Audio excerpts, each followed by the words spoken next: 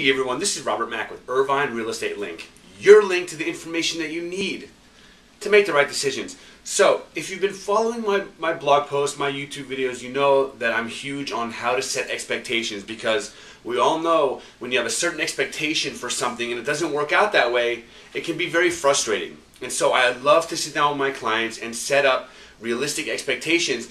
That way they understand the big picture, they understand what they're getting into, how the process is going to be, how long it's going to take, and what the end result will look like.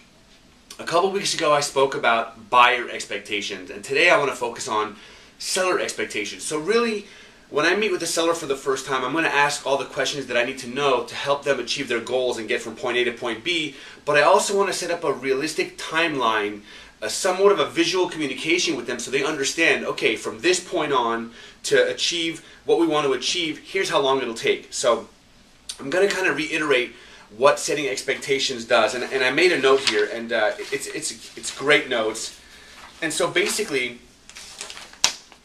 there's 5 things that happen when you set realistic expectations. Number 1, it helps the client and it helps the realtor create perspective. It helps them understand the big picture. Number 2, it instills urgency. You know, depending on your time frame, whether you have 1 month to move, 3 months to move, 6 months to move, it creates urgency. We understand what we're trying to achieve. We understand the timelines in place, so we know what we have to do to get there. Number 3, very important, it sets a realistic timeline.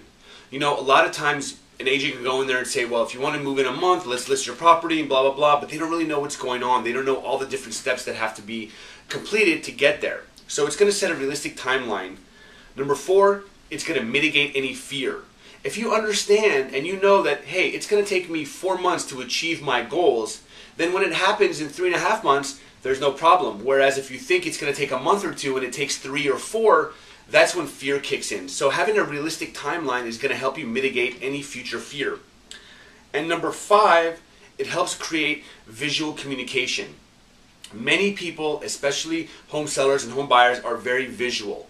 If you can set up a calendar and show them, okay, here's what step A, here's how long step A is going to take, here's how long step B is going to take, and here's how long step C is going to take, then you know completing steps A, B, and C will take this much time. So it creates visual communication. So without further ado, let me jump into the 3 milestones it takes to sell a property. Now, this is what I do with every seller. When I meet with a seller, step 1 is, how long will it take to prepare your home to show to the public? How long will it take you to make any necessary repairs, clean up your home, declutter your property, you know, things like that? How long will that actually take? And what I call that is, I have actually a home enhancement checklist that I go through with each of my clients, and we make sure, you know, we go through this entire checklist to make sure that the home is ready to be shown at its best to any potential buyers. That's the enhancement time frame. That could take 1 week, it could take 1 month, it could take 6 months. It depends on what you want to do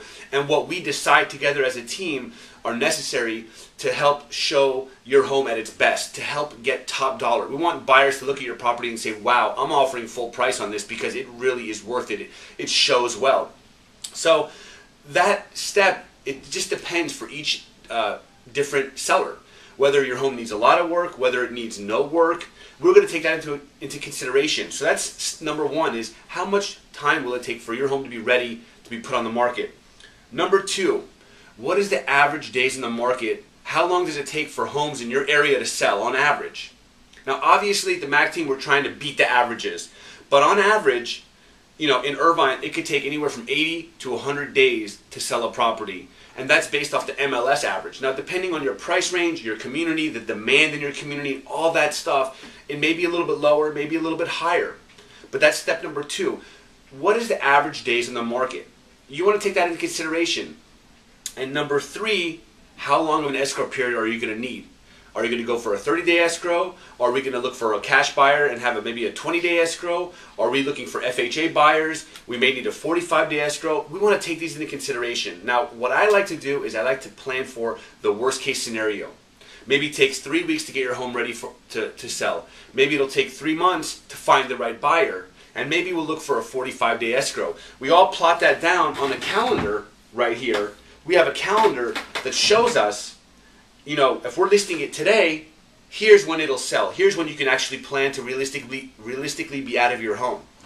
And then obviously from there, we try to beat those expectations. So if we decide together it's going to take you from point A to point B, or I should say from point A to through point C, it'll take 4.5 months. Obviously the goal is to sell it before then, but we want to set up realistic expectations. So that's my message for you today. I hope you benefited from watching it. If you know a home seller who's in a similar situation, who just maybe needs a little bit of help or maybe needs to have realistic expectations, you can share this video with them and leave a comment below. We'd love to hear your feedback, criticism, how we help, things like that. I get calls all the time from people who watch my videos that say, thank you, Robert, for posting that video. It really helped me get through my escrow, or it really helped me get through. So, obviously I want to help you guys get through your real estate issues, whether you're working with me or not. I really just want to help. And check out my website at irvinerealestatelinked.com. There's a lot of great information, whether you're a buyer or seller, or you just want to keep up with the real estate videos that I create. You can always subscribe there and check me out there and add me on Facebook or Twitter or so many other social media networks that I participate in. Thank you so much, and I'll talk to you soon.